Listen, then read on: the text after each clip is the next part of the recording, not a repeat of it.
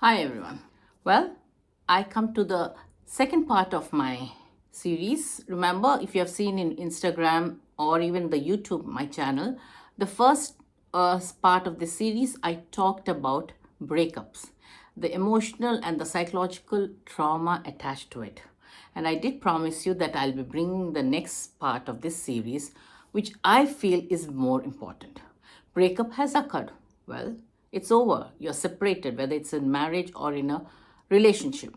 Many of my clients come to me saying, now what next, ma'am? What do I do? When I enter into a new relationship, what are the things I need to look into? So here's this part which I'm going to talk to you about, and try to listen to it because somewhere it might be helpful to all of you, because this is based on all the counseling cases which I have taken over in the last few years. The first and foremost, heal yourself. When I say heal yourself, you've just undergone a very emotional, traumatic experience. You have felt the self rejection. You have felt the weeping bouts, anxiety, maybe even depression, maybe even suicidal thoughts, social withdrawal. You have gone through all of that and you might still be going through it. Many of us think jumping into another relationship or getting married again immediately after divorce helps. It doesn't. We may go through the same route. So the important thing is first heal yourself, ladies and gentlemen. Think about it. Accept the feelings that you're having, the feelings of rejection. Accept it. Sit in it. Think about it. Analyze it. Only when you heal yourself, that's when you can come out. And that's when you can work on all the negative thoughts and attitudes in your relationships, which you can weed out of your system. Done. So you've healed yourself. You're given a few months, maybe sometimes years, and you feel you're at a new place, at a more stable place, where you look at another person in a fresh way. Then I would suggest the first important thing you need to do is prioritize. Just remember when you were dating, the previous experiences, when you were dating in a relationship, or when you went on dates in an arranged marriage or even love marriage, what did you guys do? You spend time. It's the same 24 hours in a day. There's nothing added or deleted. But you took out time, you eked out time to spend time with your partner. Call her up or call him up and spend time talking to her or him. Buy little gifts that they love. You would watch a movie together, maybe cook together. You did all these things. Where did it all go? Routine? Marriage, we have fallen into routine, ma'am.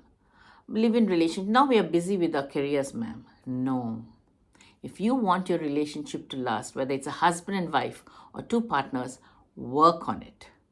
So bring back that magic which you shared in the first initial years or initial days of your dating scene. Spend time with each other. Prioritize each other. Call her up from your office. Call him up from your work just to say, hi, how was the day going? Believe me, it works wonders. So first, I feel is prioritize yourself. Then second one, I would say, respect each other. Somewhere along these lines, when we are in a relationship, we lose respect for each other. When I say lose respect for each other is, analyze when you talk to each other, whether it's a disagreement, whether it's a conflict, it's a fight, or even mild altercations. Are you using abusive words?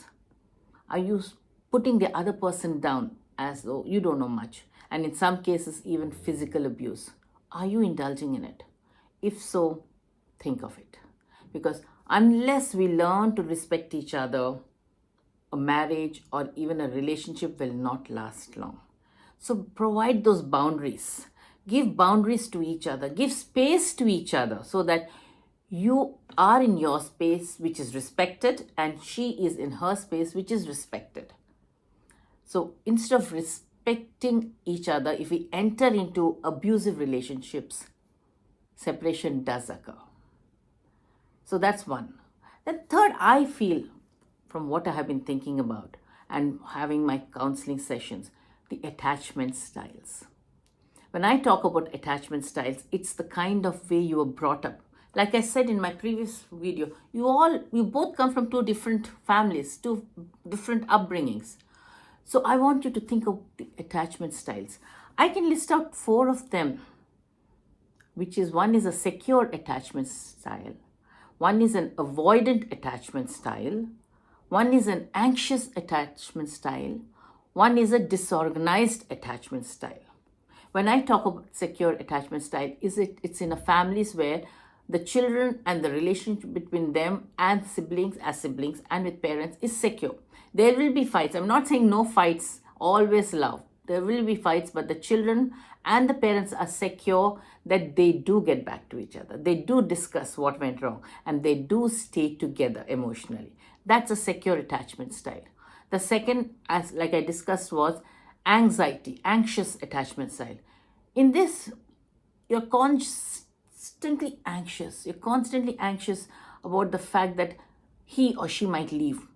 Because of this kind of anxious attachment style, we are so anxious that the other person leaves us, we clingy, we are desperate, we are always entering their space, and that can be irritating. How many of us keep checking the partner's phone to see what he or she is talking about, what he or she is texting, to whom are they texting, and questioning it? Being clingy, saying, when are you going to come back? You haven't yet come back. I called you twice, you didn't pick up. This definitely pushes the partner away.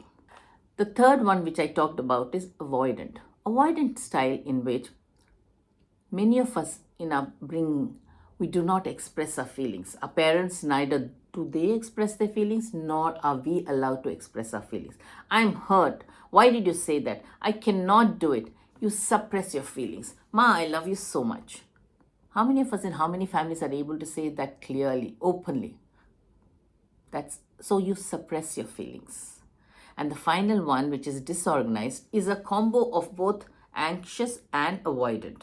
So it's confusing for the person. He's being clingy sometimes, and sometimes he totally withdraws himself and is in his own world. So these are the 4 attachment styles. You can read about it in books. It will help you definitely. What I would say is the secure attachment style is the best, but it's too good, it's too perfect. So analyze your attachment styles, partners. Analyze which kind of thing you're bringing into your present relationship, what you brought into the present relationship which resulted in separation, and try to work towards the secure attachment style. Try to change your personality, your thoughts, your attitudes, and most importantly, your perception of situations, so that you climb towards the secure attachment style. 2 more important things I think I would give preference to, though there are so many things I can discuss about. It would be your communication skills, which I pointed in the previous video. Improve on it. Express how you feel. Talk about how you feel. The best thing is maybe discuss between both of you, saying, let's sit together whenever there's a disagreement towards the end of the day, once the whole thing is past, and let's talk about where did I go wrong and where did you go wrong. Let's establish that. That helps. When you're able to communicate your real thoughts, your real feelings behind a situation and the way you expressed it and how the other partner took it, you are establishing a perfect relationship. So start communicating, develop the right body skills, the body language. And yes, the 4th one, which I would say, is never compare. Your past is your past. So as a partner in a present relationship, never compare the present situation to what happened in the past. Remember, those past experiences are the stepping stones. Remove the good things in that experience or what you went wrong and ensure that doesn't repeat in your present relationship. When you do not bring your past experiences into the present relationship, things take a good turn. So just remember, friends, work on your relationships, marriage, relationships. You do not come from the same backgrounds, same expectations. So you have to understand each other. So the final thing that I leave with you in this particular video is unconditional love. You've all heard about it. You all know what it means. So I won't go into it in detail. Unconditional love is nothing but accepting your spouse, your partner, the way he or she is. His faults, his positive points, everything. Your children, don't you accept them? That's unconditional love. They might break a jar, you might yell at them, you might give them one or two, but ultimately at the end of the day, do you say, I hate him or hate her and I don't want her in my house? It's love. It's a parental love. That's unconditional. Show that unconditional love to your partner. Accept him or her with all the faults.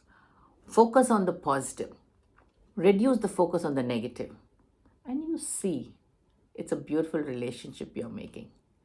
Have a lovely day and a lovely year. Thank you.